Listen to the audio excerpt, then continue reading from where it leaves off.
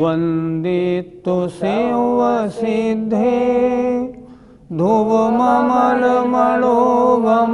गदिं पत्ते वोच्छामि समय पाहुल मृणमो सुद केवली भणिदम। पंच परमेष्ठी भगवान की जय। आचार्य कुंद कुंद महाराज की जय। पिछली ज्ञानशाला में ये बताया था कि व्यवहार ने है किसको विषय करता है, पर्याय को या विशेष को, और निश्चय ने किसको विषय करता है, द्रव्य को या सामान्य को। जो सामान्य का आश्रय लेते हैं वो जीव सम्यक दृष्टि होते हैं। दूसरा ये भी बताया था जो अपनी आत्मा के शुद्ध भाव को देखने वाले हैं उनके लिए तो शुद्ध निश्चय ने ही प्रयोजनवान है। वहाँ अशुद्ध अवस्था का कोई आवश्यकता और चर्चा नहीं। और जो अपरम भाव में स्थित हैं वे निश्चय ने को जाने ज़रूर, लेकिन उनके लिए प्रयोजनवान है व्यवहार ने और उसका आश्रय। हम और आप अपरम भाव में स्थित हैं, इसलिए हमें और आपके लिए व्यवहार ने विशेष प्रयोजनवान है। भूदत्थेणाभिगदा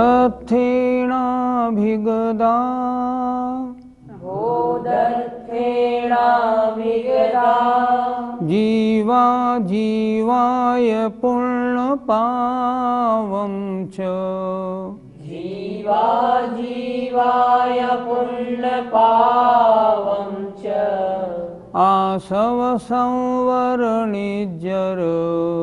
आसव संवरणिज्जर बन्धो मोक्षोय सम्मतम् बन्धो मोक्षोय सम्मतम्। एक एक शब्द के अर्थ पर विचार करें।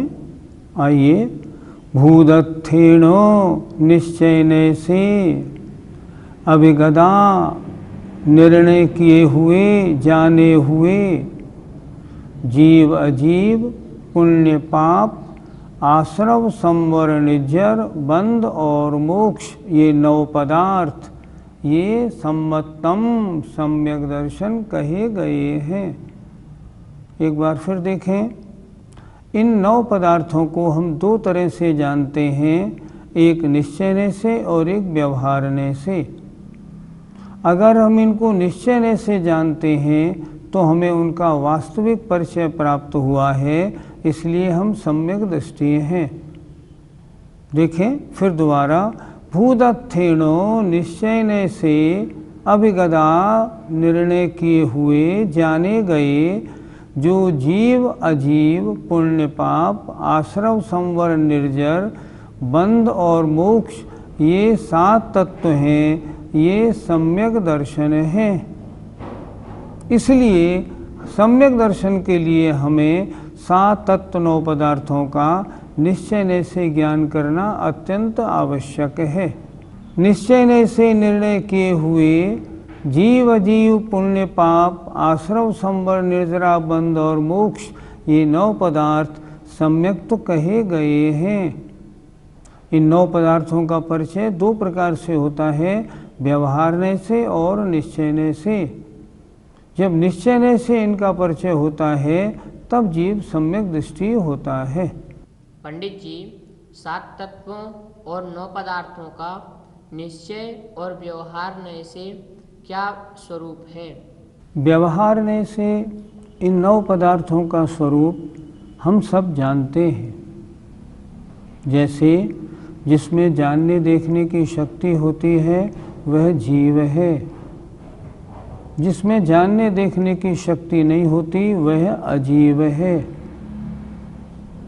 कर्मों का आना या कर्मण वर्गणाओं का कर्म रूप परिणमन करना आश्रव है। कर्मों का आत्मा के साथ बंध जाना बंध है। कर्मों का आना रुक जाना संवर है।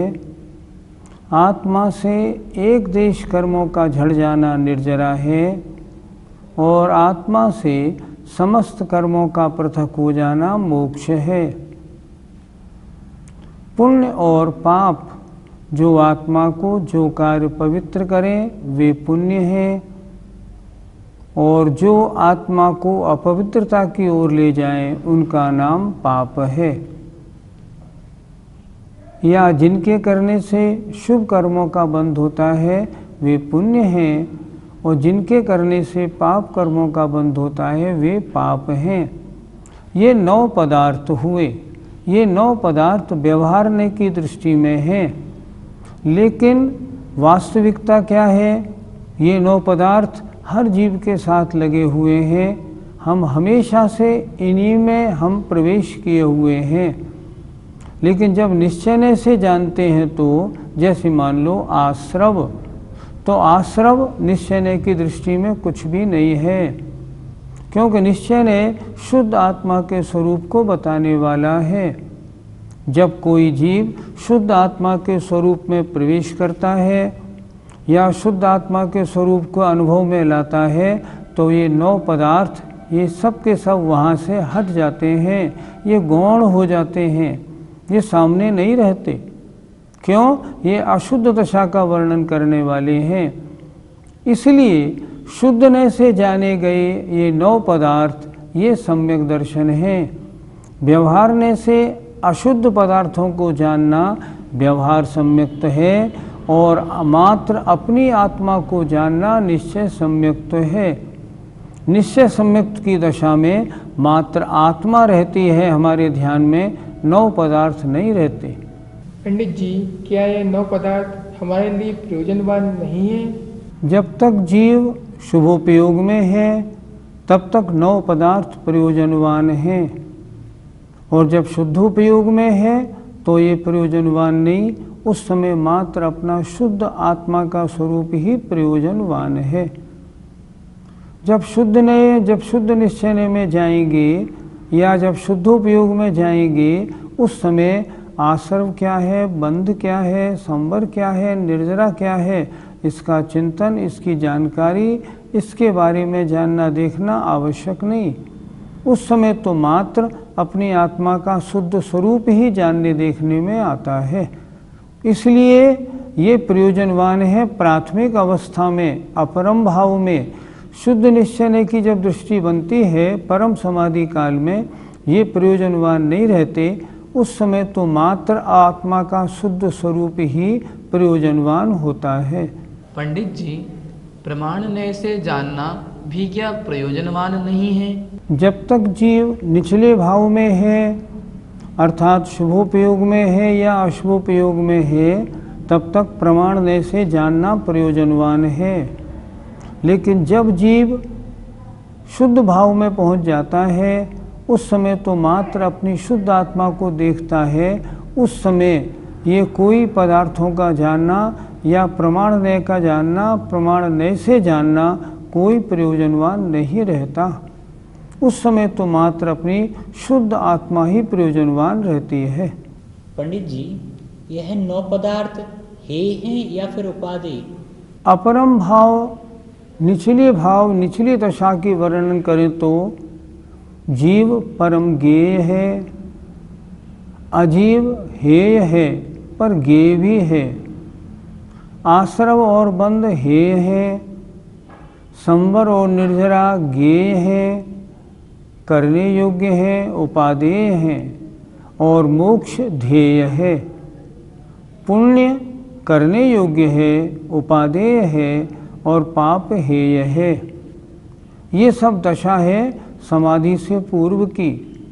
लेकिन जब वह जीव या जब वे मुनि महाराज निर्विकल्प समाधि में लीन हो जाते हैं उस समय ये 9 के 9 हेय हैं। उस समय तो मात्र आत्मा का शुद्ध स्वरूप ही उपादेय है। समाधि में लीन वे मुनि महाराज इन किसी का चिंतन नहीं करते, मात्र अपनी शुद्ध आत्मा का चिंतन करते हैं। अगर इनके चिंतन में लग जाएंगे तो उनका शुद्धोपयोग नष्ट हो जाएगा और शुभोपयोगी हो जाएंगे। उनका समाधि टूट जाएगी, समाधि नष्ट हो जाएगी। निर्विकल्प समाधि की बजाय वो सविकल्प बन जाएंगे। अगली गाथा में अगर हमें अपनी आत्मा को शुद्ध नय से देखना हो तो किस प्रकार देखें, इसकी चर्चा की जाती है। जोपसदिया पाणम,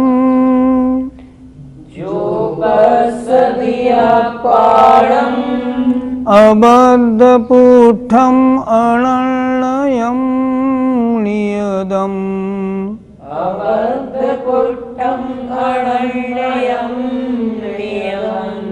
अविशेषमसंयुक्तम्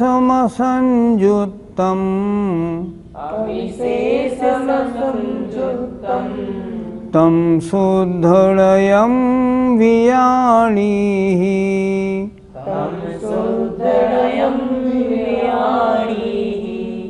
आइए एक एक शब्द का अर्थ समझते हैं। जो पश्यति माने देखता है, अपाणम आत्मा को, अबद्ध पुट्ठम अर्थात बद्ध और पर के स्पर्श से रहित, अनन्यम अन्यत्व रहित, नियदम चलाचल रहित, अविशेषम विशेष रहित, असंयुक्तम अन्य के संयोग से रहित, तम उसे शुद्धनयम शुद्ध नय व्याणी ही जानना चाहिए। कैसे? आत्मा को अगर शुद्ध नय से जानना हो तो कैसे जाने? 5 प्रकार से जाने। पहले अबद्ध स्पष्ट अर्थात न बंधा है न अन्य से छुआ है। दूसरा अनन्यम अन्यत्व रहित, अन्य रूप नहीं है। नियदम अर्थात छोटा बड़ा नहीं है, चल अचल पने से रहित है, वह तो जो है सो है। अविशेषम विशेषता रहित है, असंयुक्तम अन्य के संयोग से रहित है। अगर हम आत्मा को इन 5 प्रकार से जानेंगे तो ये हम आत्मा को शुद्ध नय से जान लेंगे। फिर एक बार देखते हैं। जो पश्यति अपाणम, जो देखता है आत्मा को, अर्थात यहाँ आचार्य कह रहे हैं अगर आत्मा को आपको शुद्ध नय से जानना है तो इस प्रकार आत्मा को देखो। किस प्रकार देखें? अबद्ध स्पष्ट, अन्य के द्वारा ना बंधा है ना छुआ है। दूसरा अन्यत्व रहित, अन्य रूप नहीं है, सब एक से हैं। तीसरा चलाचल रहित, उसमें छोटा बड़ापन नहीं होता। चौथा अविशेषम विशेष रहित, और 5वां अन्य के संयोग से रहित। इस प्रकार अगर हम जानते हैं तो हमने अपनी आत्मा को शुद्ध नय अर्थात निश्चय नय से जान लिया है। इसलिए हमें करना क्या चाहिए? निश्चय नय से अपनी आत्मा का परिचय प्राप्त करके सामायिक आदि में मैं ऐसा हूँ ऐसा चिंतन करना चाहिए।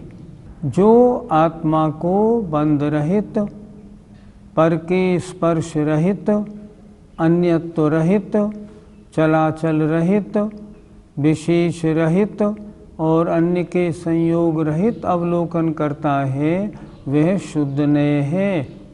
अर्थात शुद्ध नय से अपनी आत्मा को जाननी हो तो इस प्रकार जानना चाहिए। अब आइए इसकी एक एक विशेषता को हम उदाहरण से समझते हैं। पंडित जी, आत्मा बंध रहे थे, कैसे समझें? सामायिक के काल में आत्म स्वरूप का चिंतन हम सबको ऐसे करना चाहिए। आत्मा कैसी है? बंध रहित है, अर्थात व्यवहारने से देखें तो आत्मा और कर्मों का बंध है। आत्मा कर्मों से बंधी है, संश्लेष संबंध वाली है। पर जब आत्मा के स्वरूप की ओर दृष्टि डालते हैं तो आत्मा बिल्कुल कर्मों से बंधी नहीं, आत्मा तो आत्मा है।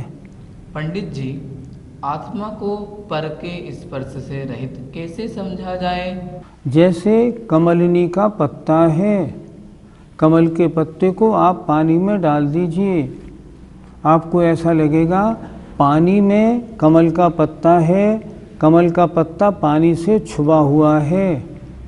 लेकिन जब पत्ते को निकालेंगे तो पत्ता बिल्कुल सूखा निकलेगा।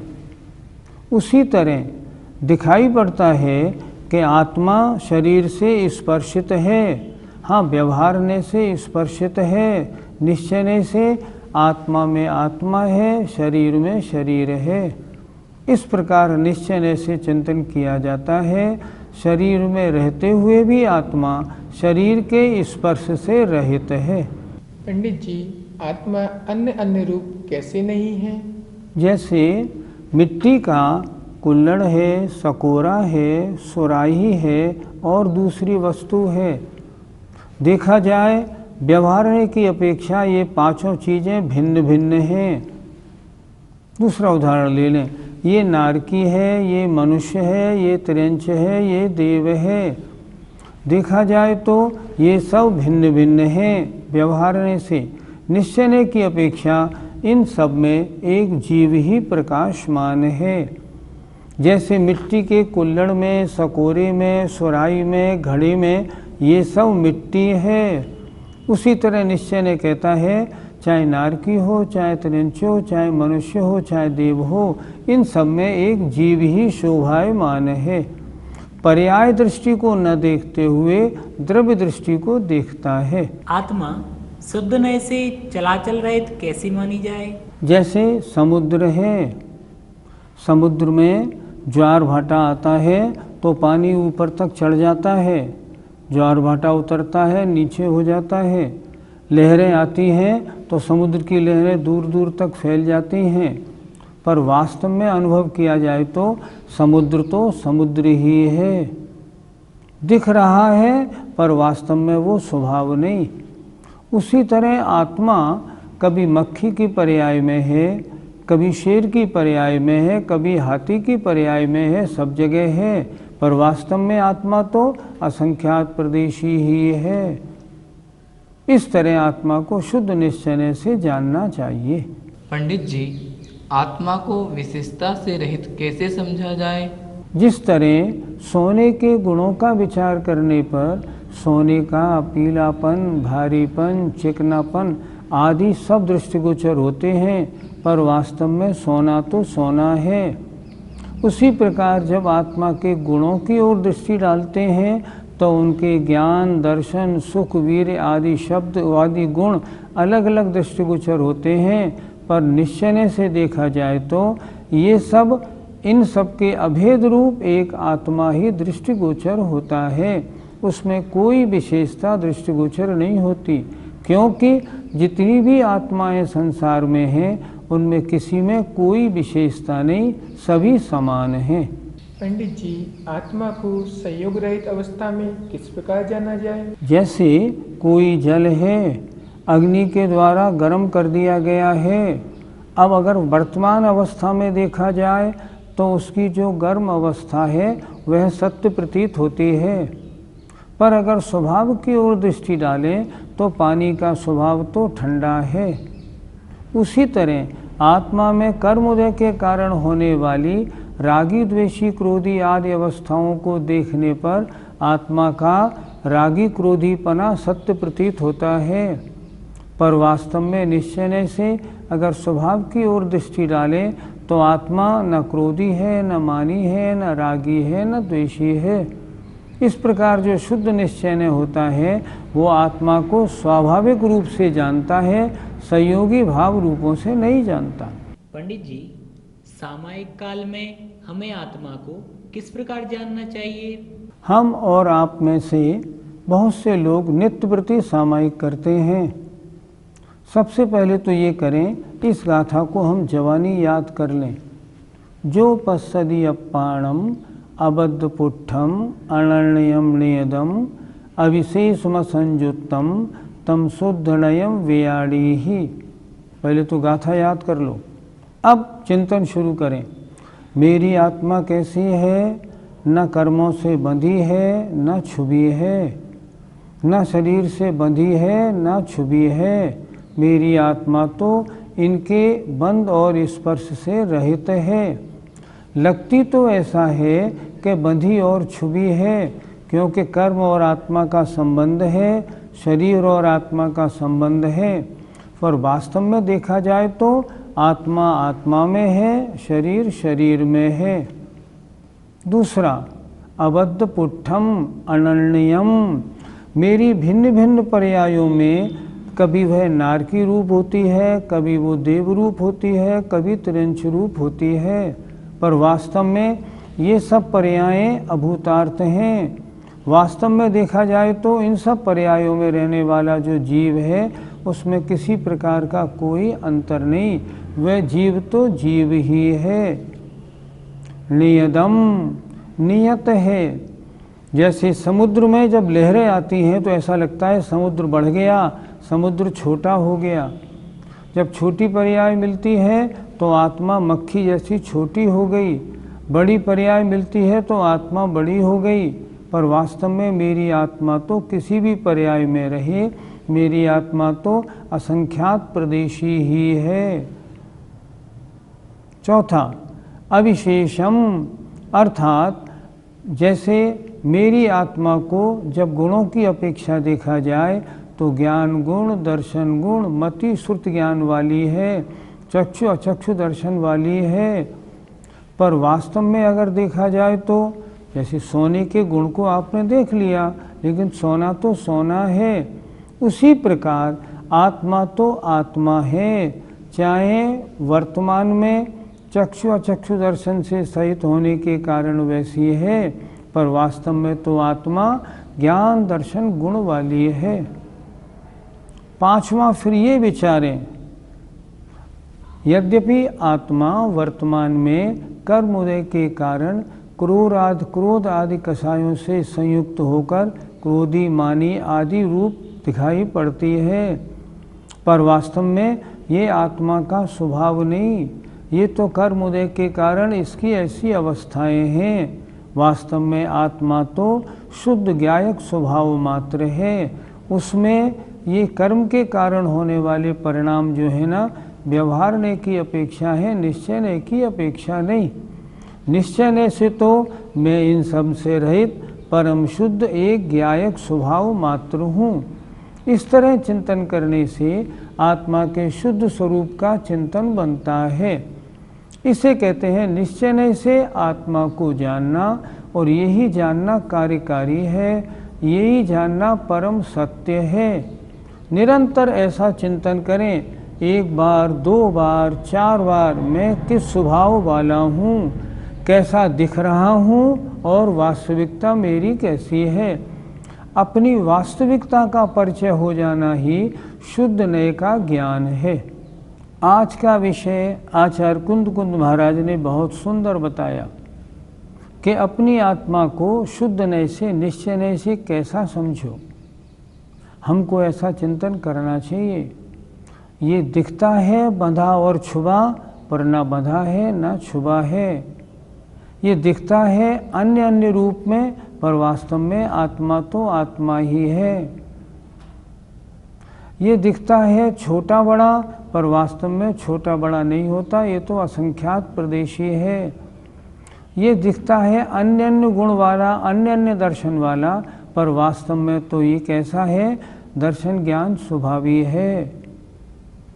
और कैसा है, ये दिखता है क्रोधिमानी, पर वास्तव में ये क्रोधिमानी नहीं, ये तो कर्म के उदय में होने वाले औपाधिक भाव विभाव हैं।